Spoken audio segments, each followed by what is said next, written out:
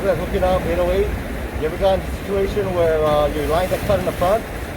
So mine got cut. Fortunately, I went down and I grabbed it between waves and didn't die. So I got one end, which is connected to my snare. I'll tell you how to put it back together. This is called a blood knot. It's pretty simple.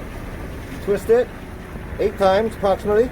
1, 2, 3, 4, 5, 6, 7, 8. Then you gotta find the middle. When you find the middle, create an opening.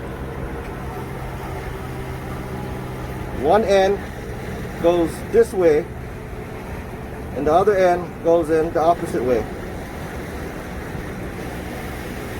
Now you got to go opposite ways. You want to come back in and do a lock right into this big hoop. Side. Same thing with this side. You came in and you want to go back in and do the lock. You grab both sides and you pull. You gotta lubricate it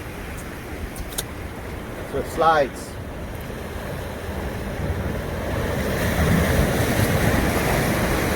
And make it tight. That is a blood knot. On a paw.